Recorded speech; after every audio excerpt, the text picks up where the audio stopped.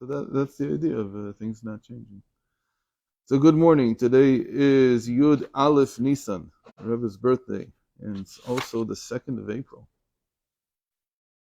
And thankfully, 1st of April was Shabbos. We didn't have to hear anything from the nonsense that goes on in the world. And we can continue.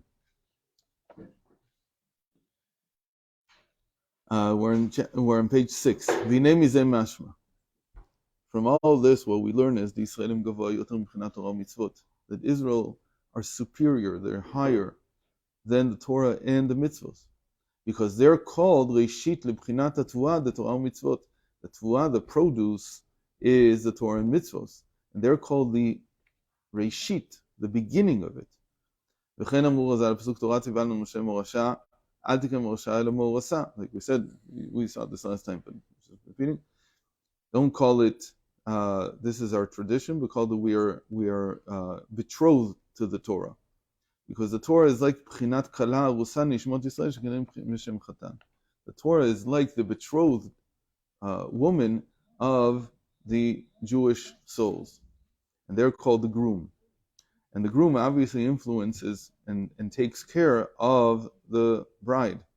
Upam amru bazar Yisrael mitkashrin beoraita v'oraita b'kodesh brichu. Shemashma she'al-yedei haTorah mitkashrin nishmot Yisrael elukut. And also it says in the Zohar, he doesn't explain it the way we usually with the three. We'll see in a moment the three knots, but he says that there's two different sayings. One says that Israel are tied to the Torah, and the Torah is tied to God. What we understand from this is that through the Torah they become tied to godliness. What does that mean? That the Torah is a medium. It's an instrument. So on this and so this seems to contradict, because you need the Torah in order to connect to God, so it's higher than you. So which one is it? Says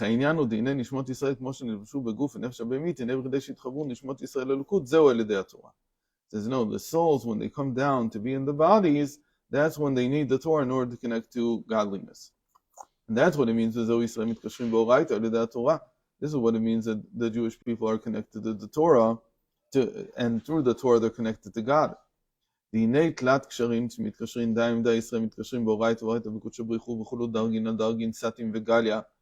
So here he's quoting the Zohar directly, that there's 3 knots, and they're connected to one another, Israel with the Torah, Torah with God. And they all have an inner and outer aspect. That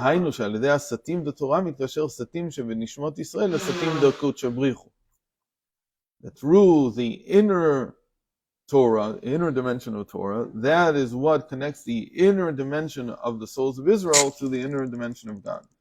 And through the revealed aspect of Torah, the revealed dimension, the מתקשר גליה שבישראל לבחינת גליה דקודש הבריחו. That the revealed physical existence of the Jewish people is connected to the revealed existence of God. או יש לומר שעל ידי גליה דתורה מתקשר סתים שבתורה לבחינת גליה דקודש הבריחו. Or we might say that it's the revealed aspect of Torah that connects the concealed aspect of Torah to the revealed aspect of God. ונמצא, and from this we learn, כי סתים וגליה שבתורה הם ממוצאים בין קודש הבריחו לישראל, שעל ידי זה מתקשרים לשמות ישראל לאלוקות. In any case, however you order it, so we see that the Torah is above, because it's the memutza, it's the intermediate between the Jewish people and why did he bring all this? Because I think that what he wanted to figure out here is how do you explain that there are 3 knots when you only have 3 things? There should only be 2 knots. So he adds that there's a concealed and revealed dimension. So because you have a concealed and revealed dimension, there's more knots than you see. That's the basic idea. The Rebbe solved it in a completely different way, which is much more innovative and much more to the point, it seems. That yes, there's a knot between the Jewish people and the Torah, and there's a knot between the Torah and God, but it's a triangle, so therefore there's another knot between the Jewish people and God directly.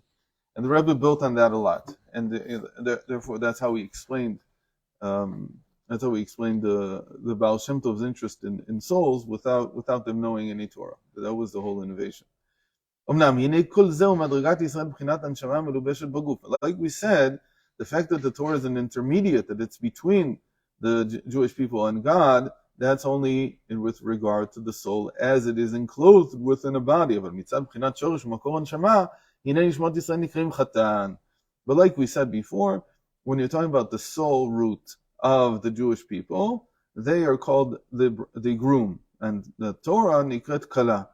And Torah is called a bride. So here we see that she's influenced. The Torah is influenced by the Jewish people. So it's the Jewish people that bring the root of the Torah into it. What does it mean, the root of the Torah? Meaning that without the root of the Torah can't grow. It'll always stay like a plant. If the plant doesn't have a root carrying it down to its to the ground and bringing nutrients up, so the plant can't grow. The same thing with the Torah. The Torah would be like a fossilized piece of literature that would have no life in it. The fact that it has life in it is because we learn it, right? That we give it the life. For example,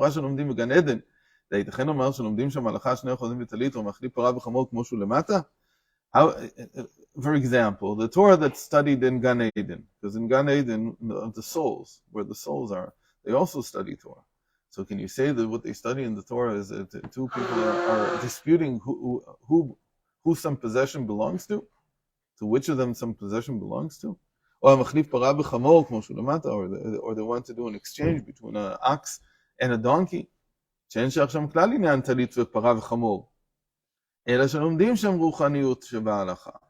they can't be discussing the physical aspects of the Torah. They must be studying the spiritual aspects of halacha. So we see that the souls up there, they're studying the root. And the root is completely spiritual. It's void of physical form. So it's not talking about oxen or about donkeys or about possessions or anything physical or anything concrete. It's talking about the principles, the spiritual principles that are behind these.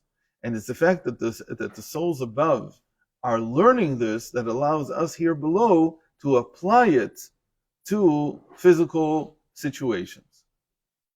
And that's a very deep understanding about what does it mean that the Torah has a spiritual root. In other words, if you would only take the physical possessions and you would try to elaborate on the Torah, you would only get so far. But the very fact that there is a spiritual dimension to it, that spiritual dimension continues to enrich the Torah with new meaning. Because it means that the Torah can also be applied in different ways, apart from the way it's been applied so far. And this is a very big deal because you know that this was the major point of contention. But why people didn't want the Zohar and why people didn't want Chasidus, and always the opposition was you're taking things out of their literal meaning. You're voiding the literal meaning. You're saying, no, I'm not voiding the literal meaning. What we're doing is we're uncovering the spiritual root, and because of that, the literal meaning can now be extended to other areas. And if you can't do that, then the Torah becomes irrelevant, because or is one fits all. Yesterday I went to hear of Asher Weiss talk about his drasha for Shabbos Agadol. So his drasha is always half halachic. What? He lives here in Yerushalayim? He lives in Ramot. He's the rabbi of Ramot. Yeah. So in Chechanov, where the mikveh is above, that's where his shul is. So he dedicated about, out of the hour and 10 minutes, I think he dedicated about 40 minutes to halacha, 30 minutes to drush. Drush was nice. The halacha yesterday was very rudimentary. I don't know why. He didn't really get into anything. He just reviewed, and he wanted to do achsharas kelim, like how you kasher vessels for Pesach. Bottom line was that you can't change the basis, but in many ways it's no longer relevant. Meaning, if you would ask the simple question, this is what he ended with. He says, according to science, there's no way that a fat molecule can can be swallowed into a metal vessel. Because metal, whatever type of metal it is, it's too the molecules there are too tight together, like they always are in a solid, and especially in a metal that has a grid, and the molecules are like in a grid. You can't fit them in. There's nowhere where they can get swallowed. They're too big and they can't make it in. They don't have enough energy. Even if you heat it, even if it expands, it's still not enough. He says that was true when the war against Midian was 3,300 years ago, which is where we learned this principle of blia, of something being swallowed. And it's still true today, regardless of what materials you take. So the bottom line is that it's not a scientific explanation. So you can't come and say that today's materials are so much better that they don't have blia. So even the materials that were back then, they didn't have blia. They simply didn't. So what are we talking about? Sages knew this, and they were talking about some other principle that we don't understand yet. We don't know. He says people tried to do scientific inquiries into the really technological, they're not scientific, but they tried technologically to figure out whether there's any room that somehow something can fit inside. And he says, no, there's no room for it. It doesn't fit. So he says the problem is that they're looking at it as a nefach, as some kind of volume that needs to somehow be pushed into the vessel. He says, but from other places in Shas, it's very clear that what we call taste is not physical. It's not physical in the sense of like a molecule that has some kind of volume. It doesn't have volume. And by the way, if you would get down to the physics, and this he didn't add, but it's very clear, if you get down to the physics, you would see that what you call a molecule is not exactly a physical thing. It's close to a physical thing, but it's not exactly a physical thing. It's only when you get to much larger quantities that you begin to talk about volume, that you can begin to talk about anything. A molecule doesn't have volume yet. We can't really measure it in those terms. Why? Because most of it is empty. So what are you talking about? What kind of volume is it? Anyway, so he says, what do you have to do? You have to do it, and then you have to assume that they're talking about something higher, something different. We don't know. How does this play today? It's extended to our vessels as well. Because if you would say that somehow our vessels are so much different than the vessels from 3,300 years ago, so the same principle wouldn't apply anymore. So you have to get at some level to something spiritual going on, at some level. And that the halachic world doesn't like, but that's where he goes. That's why I like him as a posek, because he's not afraid to use these principles and come and say, we extend it still into this generation because there's some other principle going on, and it's not necessarily a completely physical principle.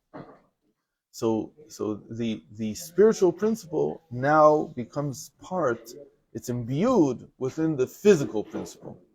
And that's a physical principle we call blia, that we call something being swallowed up by something else. We'll continue tomorrow.